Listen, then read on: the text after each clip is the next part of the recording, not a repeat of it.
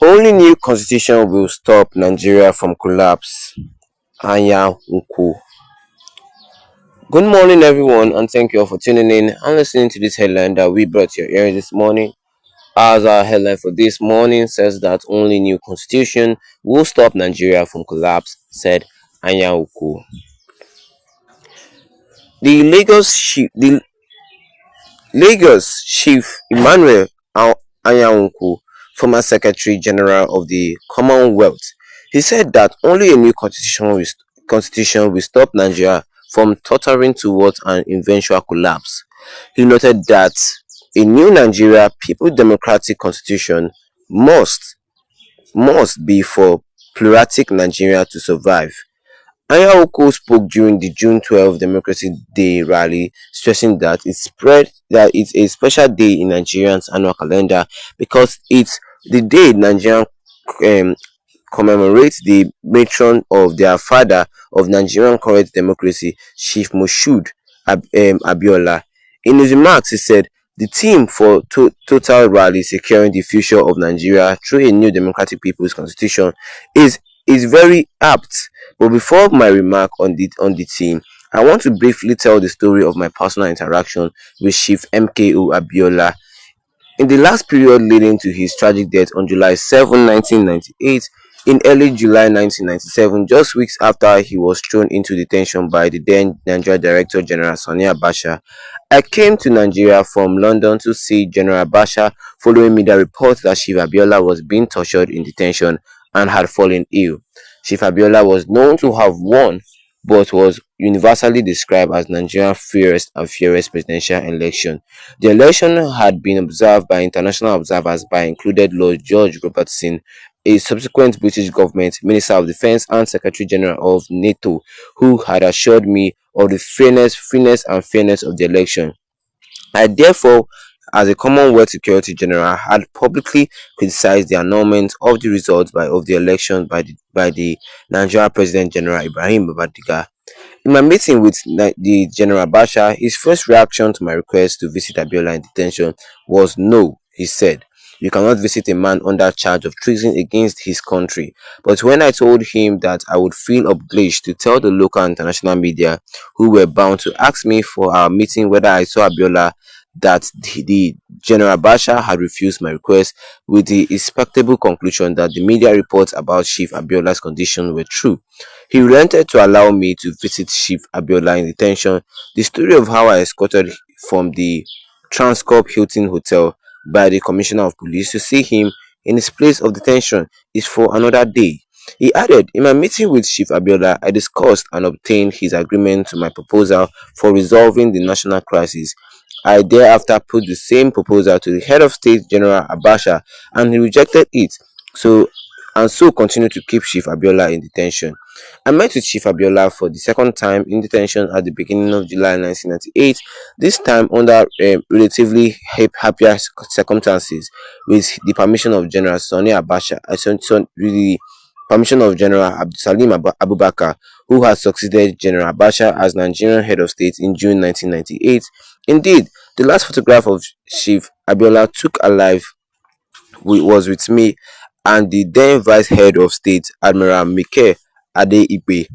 I was incredibly shocked when the head of state telephoned to inform me in London that Chief Abiola, with whom I had met only a few days earlier and who he had told me was soon to be released, he died.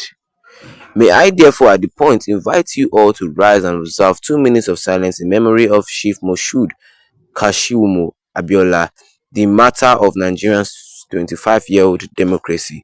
Let me now come to the theme of our rally today. I want to begin by affirming two basic facts with which I believe that all our citizens will agree. First, our country, Nigeria, is a pluralistic country that is a country of groups of people with diverse culture, languages, and regions who have lived in their separate geographical areas for generations before their man-made amalgamation into the political entity called Nigeria. The country from this inception has therefore faced the challenges of how to manage its diversity. The second incontestable fact is that as of today, the Nigerian project under the present constitution is clearly not working, as critics summed up by Ruben Abasi in this day article of June 4, 2024. Nigerians are today assailed by high cost of living, crude oil theft, food inflation, insecurity, corruption, divestment, and multinational oil corporation. The flight of capital to other countries, the unbattling spread of culture of hate in the country, poor governance, and bad politics. The high hopes for the future that prevailed among citizens, especially the youth for the intermediate years after independence, are no longer there.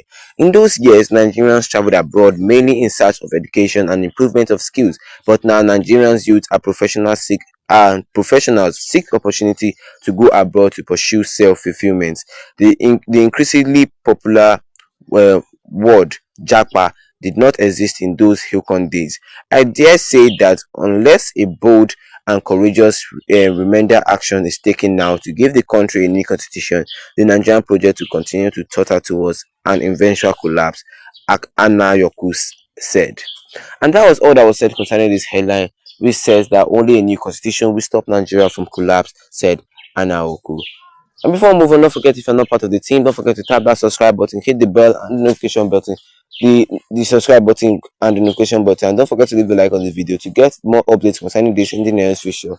And for coming back to the headline, I really like what this man Anyoku said concerning Nigeria as a whole, because he says that Nigeria as a country, because Nigeria has a lot of ethnic group, the Yoruba, Igbo, and a lot of language. So that those people have been living in their lands for a lot of for many years ago, before the British came, colonized us, put us together, and formed this entity we call Nigeria. And said Nigeria as a whole cannot even manage their diversity. He said that for now, the youth. He said before, youth in Nigeria, they will be traveling to abroad to gain more skills, gain more education, and come back to the country to develop the country. But now, youth as of now, they just want to travel abroad to to to make that fulfillment, like to just feel free from this torture that we are right now. Say that the word japa was not even a word in their own time, but now you can see everybody just want to japa from the country. You see, these are the problems that Nigeria is having. So that the only thing that can save Nigeria now is a new constitution, so that this country will not collapse. Seriously, I really love what he said in the ending. And Ikishim Maduka said, I believe you, sir. None of the politicians can make any difference without changing the constitution. Like, seriously, I love what this man said. And Obina Woku said, say it louder, sir. If the authorities and the powers he said, if the authorities and the powers that will be listening most times they are deaf. It's true. You say this thing must be said louder, because all these politicians, they just like to close a deaf ear, put a deaf ear when it comes to matters of the truth. When it comes to the matters of the truth, we Nigeria, this continue to move forward. Right now, we need a new constitution. Like seriously, all the